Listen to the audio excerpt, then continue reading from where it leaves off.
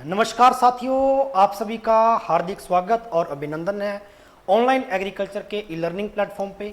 आशा करता हूं आप सभी स्वस्थ होंगे, मस्त होंगे और अपनी प्रिपरेशन को लगातार कंटिन्यूटी के साथ में बढ़ा रहे होंगे। साथियों, फिर से आपके समक्ष एक बेहतरीन कृषि से संबंधित एक मुद्दा लेकर प्रस्तुत हूं। साथियों, बड़ा ही इंपॉर्टेंट हाल फिलहाल की खबरों में रहा। आपने एक न्यूज सुनी होगी साथियों, जिसके अंदर आपने सीखा कि भारत के द्वारा गेहूं के निर्यात पर बैन लगा दिया गया था। यानी कि अगर बात करें गेहूं के बारे में, तो गेहूं के एक्सपोर्ट पर लगा दिया गया था प्रतिबंध। इसी के चलते हुए साथियों, हाल ही के अंदर भारतीय चाय को नकारा गया है कई देशों के द्वारा। भारतीय चाय की खेप को वापस लौटा दिया गया है बहुत सारे देशों के द्वारा। चलिए जानिए क्यों हो रहा है रसायन कीटनाशक का इस्तेमाल। यह वास्तविक तौर पर बड़ा ही गहनता का मुद्दा है साथियों, जिसके अंदर यह कहा जा रहा है कि चाय की जो मिलावट आ रही है, जिसका इस्तेमाल हो रहा है, वो हो रहा है कीटनाशक का, पेस्टिसाइड, केमिकल पेस्टिसाइड का क्या है, इसके अंदर मिलावट दर्ज किया गया है, जिसके तहत कहा गया है कि इंटरनेशनल स्तर पर यह सही नहीं है, अंतरराष्ट्रीय स्टैंडर्ड पर यह सही नहीं है।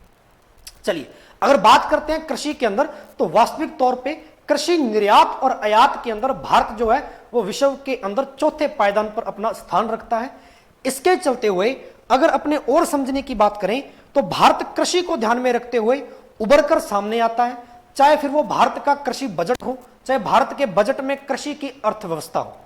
इसके चलते हुए साथियों, मैं आपको और बताने का प्रयास करता हूं कि भारतीय गेहूं और चाय को अभी हाल ही के अंदर कई देशों ने वापस लौटा दिया गया था, जिसके अंदर नाम स्पष्ट तौर पर पढ़ने को देखते हैं। तुर्की, या जिसको आप टर्की बोलते हो, टर्की देश के द्वारा अभी हाल ही के अंदर भारत सरकार के द्वारा गेहूं भेजा गया था और गेहूं की जो खेप है वो वापस भारत को लौटा दी गई थी।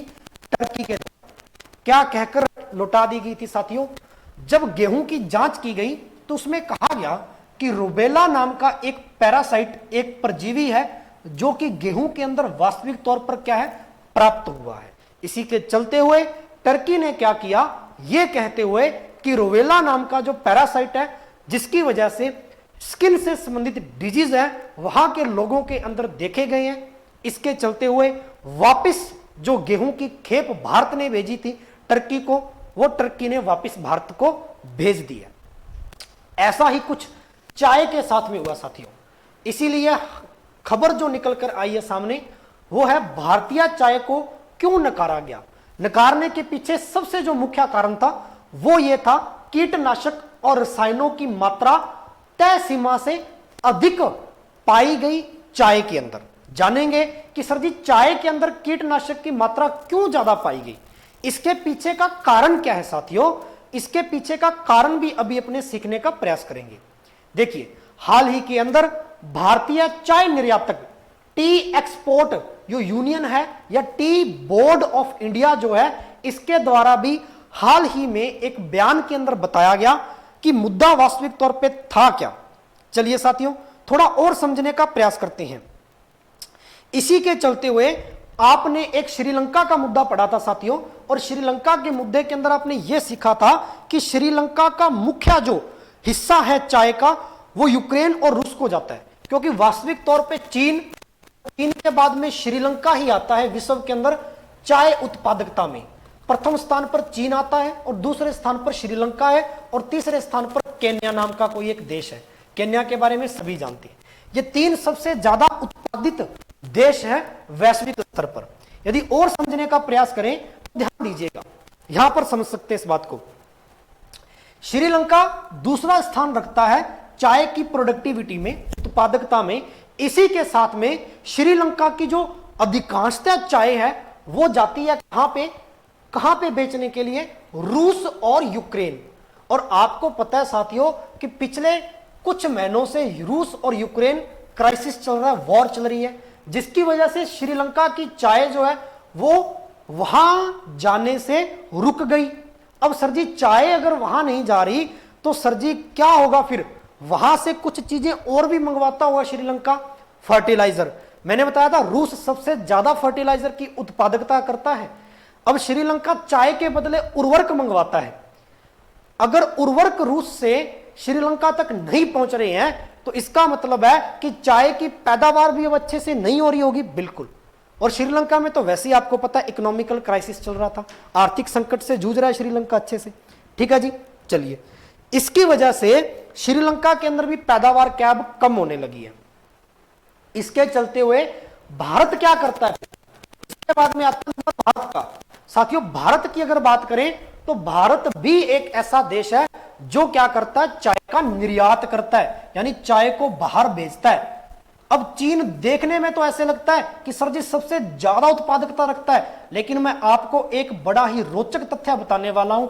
कान एकदम खोलकर सुनना सभी बच्चों को, बड़ा ही इंटरेस्टेड मुद्दा है, जानकर वास्तविक तौर पर बड़ा ही आपको हर्ष होगा इस बात का।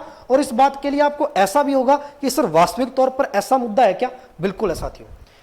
चीन सबसे बड़ा लार्जेस्ट प्रोडक्टिविटी करने वाला देश है चाय की, लेकिन चीन भी मेरे बच्चों भारत से चाय मंगवाता है। असम और वेस्ट बंगाल की चाय भारत की संपूर्ण विश्व में प्रसिद्ध है। भारत असम और वेस्ट बंगाल की जो चाय है साथियों, वो यूरोपियन कंट्री को भी भेजता है और चाइना को भी भेजता है। चाइना भी भारत की असम और वेस्ट बंगाल की चाय है जो खरीदता है, साथ में सबसे बड़ी उत्पादकता भी रखता है चाइना, फिर भी भारत से चाय लेता है ना? है ना? बड़ा ही रोचक तथ्य है। चलिए, मैं आपको बताने का प्रयास करता हूं साथियों कि इसके अंदर जो हाल ही के अंदर जो पेस्टिसाइड पाए गए थे वास्तविक तौर पे, कि सर अपनी जो चाय है उसको वापस क्यों लुटाया गया, तो पेस्टिसाइड मिले, कीटनाशक मिले। अब सर जी कीटनाशक मिले कैसे, यह भी देखने की बात है साथियों। कीटनाशक के बारे में मैं आपको बताऊंगा कि सर फर्टिलाइजर क्यों मिलाया गया, और फर्टिलाइजर की जब जांच हुई तो कुछ जो देश हैं उनको फर्टिलाइजर की अपने पेस्टिसाइड की मात्रा मिली होगी, जिसकी वजह से ही तो भारत को वापस चाय भेज दी है कि आपकी चाय पकड़िए। हमारे आम जनता के लिए बड़ी ही नुकसानदायक है ये कीटनाशक या रसायन युक्त चाय। चलिए साथियों, इसी के साथ में मैं आगे और बताने का प्रयास करता हूं। अब श्रीलंका रूस के द्वारा उर्वरक नहीं आ रहा है तो श्रीलंका के अंदर उर्वरक का संकट भी पैदा हो गया, फर्टिलाइजर का संकट भी देखा होगा कि श्रीलंका के अंदर फर्टिलाइजर अच्छे से नहीं पहुंच रहा। चलिए अब बात करते हैं। तो साथियों, मैंने आपको बताया कि इंडिया जो है वो चाय का चौथे नंबर पर सबसे बड़ा निर्यातक देश है। चौथे नंबर पर चाय जो है इंडिया के द्वारा अन्य देशों को बेची जाती है। चीन भी चाय मंगवाता है, और चीन के साथ साथ में ईरान है ना, भारत पर ही डिपेंड है। ईरान भारत पर डिपेंड है चाय के अंदर। चाय सबसे ज्यादा ईरान भारत से मंगवाता है, और भी देश हैं जो भारत से चाय मंगवाते हैं। मंगवाने के तौर पर मैं देखूं तो सबसे ज्यादा टी इंपोर्ट जो कंट्री करती है वो करता है पाकिस्तान, यूएस, ये सबसे ज्यादा इंपोर्ट करते हैं चाय। पाकिस्तान विश्व का सबसे बड़ा ऐसा देश है जो चाय मंगवाता है, यानी कि पाकिस्तान में 1% भी चाय की पैदावार नहीं है, बाहर से ही मंगवाता है साथियों, जिसके अंदर चाइना मुख्य तौर पर है, क्योंकि पाकिस्तान के साथ में मित्रता चाइना की सबसे बड़ी है। तो जाहिर सी बात है साथियों, चाइना से मंगवाता होगा पाकिस्तान। बिल्कुल। चलिए, अगर मैं आपको बताने का प्रयास करूं, हाल ही के अंदर अभी दुनिया भर के अंदर अगर चाय का व्यापार देखें साथियों, दुनिया भर में चाय का व्यापार देखें तो यह वास्तविक तौर पर मानना कतई भी गलत नहीं होगा कि चाय का जो व्यापार है वो 2025 के अंदर 266 यूएस बिलियन डॉलर पार कर जाएगा। ये वास्तविक तौर पर भारत का बता रहा हूं, संपूर्ण दुनिया में है ना, 266 billion US dollar, 266 billion US dollar संपूर्ण विश्व का चाय का व्यापार है। इतनी बड़ी मार्केट है चाय की, आयात निर्यात में। 2025 तक यह बताया जा रहा है कि 2025 तक इतना बड़ा व्यापार हो जाएगा। और हाल फिलहाल में जो चाय की मार्केटिंग है दुनिया में वो 229 बिलियन डॉलर की है। 2022-21 के आंकड़ों के साथ, 21-22 के आंकड़ों के अनुसार हाल ही के अंदर जो चाय की मार्केटिंग है साथियों, या चाय की जो मार्केट है दुनिया भर में, वो 229 बिलियन यूएस डॉलर है। और 2025 तक यही मार्केट कितनी हो जाएगी? 266 बिलियन यूएस डॉलर। देखो इतनी बड़ी चाय का इंपोर्ट और एक्सपोर्ट है दुनिया भर के अंदर। जिसमें चीन सबसे बड़ी भूमिका निभाता है। इसके बाद में मैंने आपको बताया श्रीलंका भी निभाता है, लेकिन अभी श्रीलंका भैया खुद इतने बड़े संकट से घिरा हुआ है कि चाय वाय तो छोड़ो, अपनी हालात सुधारने में अभी टाइम लग रहा है। केन्या इसमें बड़ी भूमिका निभाता है और चौथे नंबर पर अपना प्यारा भारत, भारत इसके अंदर अपनी बड़ी भूमिका निभाता है। चलिए, गेहूं की खेप लौटा दी गई थी तुर्की के द्वारा, ये कुछ तथ्यात्मक जानकारी मैंने आपको बता दी। पेड़ पौधों से जुड़ी एक बीमारी थी, फाइटोसैनिटरी की चिंताओं के चलते हुए तुर्की ने भारतीय गेहूं की खेप को खारिज कर दिया था। और साथ में उन्होंने बताया कि आपके गेहूं के अंदर रोबेला नाम का एक क्या है, परजीवी है, जिसकी वजह से हमारे लोगों को स्किन डिजीज हो रहा है। यह कहते हुए भारत को गेहूं लौटा दिया था तुर्की ने। ऐसे ही चाय लौटा दी गई है, और चाय के संदर्भ में कहा गया है कि चाय के अंदर आपके क्या हो रहे हैं, कीटनाशक इस्तेमाल हो रहे हैं। क्यों हो रहा है कीटनाशक इस्तेमाल चाय में? पिछले कुछ सालों में चाय के बगानों में ग्लोबल वार्मिंग की वजह से बहुत बड़े बदलाव देखने को मिले हैं। ग्लोबल वार्मिंग की वजह से इसके चलते हुए काफी भारी बारिश होती है तो लंबे समय तक रूखा रहता है, ऐसे में कीड़ों का खतरा बढ़ जाता है। चाय के जो बगान है वहां पानी की मात्रा ज्यादा नहीं होनी चाहिए, पानी ज्यादा रुकना नहीं चाहिए एक जगह पर, इसलिए ढलान पर पौधे उगाए जाते हैं, आप सभी को पता है। बारिश ज्यादा होती है उस इलाके में, असम और वेस्ट बंगाल साइड, जिसकी वजह से लंबे समय तक वहां पर क्या है, थोड़ा रूखापन रहता है। ऐसे में कीड़ों का खतरा बढ़ जाता है, ऐसे में कीटनाशक का अधिक इस्तेमाल करना पड़ता है और कई बार दवा का असर खत्म होने से पहले ही पत्तियां तोड़ ली जाती हैं। बताया जाता है कि लगभग जब आप चाय की पत्तियों पर, ये चाय की पत्तियां हैं, सपोज दैट इन चाय की पत्तियों पर जब आप कीटनाशक का छिड़काव करते हैं तो लगभग 10 से लेकर 15 दिन तक आप पत्तियां तोड़ नहीं सकते, क्योंकि 10 से 15 दिन तक इसके बीच में पत्तियों में इसका असर रह जाता है। अगर आपने 10-15 दिन के बाद में तोड़ी है पत्तियां तो चाय का कीटनाशक का असर खत्म हो जाएगा, तो कोई खतरा नहीं है साथियों। अगर 10-15 दिन के बीच में या इससे पहले आपने पत्तियां तोड़ ली तो साथियों कीटनाशक का जो असर है वो खत्म नहीं होगा। अगर कीटनाशक का असर खत्म नहीं होगा तो कीटनाशक वास्तविक तौर पर पत्तियों में विद्यमान होगा। यही कार्य कुछ हुआ है। 10 से 20 दिन बाद ही पत्तियों को तोड़ना चाहिए, वरना कीटनाशक का असर रह जाता है। और हमारे यहां पर क्या है सर जी, इस नियम की पालना नहीं की गई। ये फसाई ने भी बताया है, FSSAI, फसाई, ठीक है ना, food safety authority of India, इसके द्वारा भी कुछ कानून बनाए गए थे चाय की पत्तियों को तोड़ने से संबंधित। और इनके द्वारा बताया गया कि इनके द्वारा बनाए गए कानून और नियमों की पालना अच्छे से नहीं हुई। चाय की पत्तियों को 10 से 20 दिन पहले ही तोड़ लिया गया, जिसकी वजह से कीटनाशक का असर पत्तियों में रह गया और हमने भेज दी बाहर बेचने के लिए। कई कीटनाशक का असर काफी लंबे समय तक रहता है। विदेशों में खाने पीने की चीजों को लेकर बहुत नियम सख्त है, आप सभी को पता है, ठीक है। पूरी जांच होने के बाद में वो सामान लेते हैं अपने से।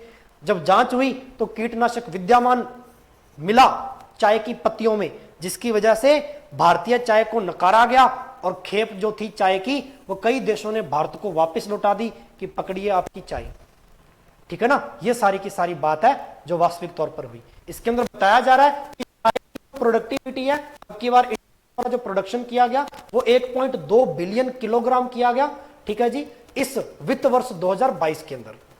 साथियों वास्तविक तौर पर बड़ी मात्रा में प्रोडक्शन करता है, जिसमें असम और वेस्ट बंगाल की चाय है वो सुप्रसिद्ध है। यानी असम और वेस्ट बंगाल है जो चाय के अंदर सबसे बड़ी भूमिका अपनी अदा करता है भारत के अंदर, यह आप सभी को पता होगा, ठीक है साथियों। चलिए कुछ और तथ्यात्मक जानकारी समझने का प्रयास करते हैं कि नेचुरल फार्मिंग से मिल सकती है मदद। अब इसको खत्म करने के लिए अपने को हेल्प भी मिल सकती है नेचुरल फार्मिंग से। रसायन और कीटनाशकों से बचने के लिए बड़े काम की चीज साबित हो सकती है नेचुरल फार्मिंग। नेचुरल फार्मिंग आप सभी बच्चे समझते हैं, कृषि से संबंधित। इसमें खेत में रसायन के बजाय देसी गाय के गोबर और मूत्र से जो तैयार खाद होती है साथियों वो इस्तेमाल की जानी चाहिए, जिसकी वजह से कीटनाशकों से बचा जा सकता है। और कीटनाशकों से बचने के संदर्भ में साथियों हमारी चाय भी अच्छे से बाहर भेजी जा सकती है। वहीं गाय के मूत्र में नीम के पत्ते, दूसरे धतूरे के पत्ते, मिट्टी, बेसन समेत कुछ चीजें मिलाकर कीटनाशक तैयार किया जाता है नेचुरल, प्रकृति। इस कीटनाशक का इस्तेमाल करने से पैदावार पर भी असर नहीं होगा और किसी भी कीटनाशक की जरूरत अपने को नहीं पड़ेगी। ये भी अपने क्या है कर सकते हैं। अगर चाय की पत्तियां तोड़ते वक्त भी नेचुरल फार्मिंग की खाद कीटनाशक का असर रहेगा तो इससे भी किसी के स्वास्थ्य पर कोई नुकसान नहीं होगा, क्योंकि ये नेचुरल आपकी फर्टिलाइजर है, नेचुरल खाद है।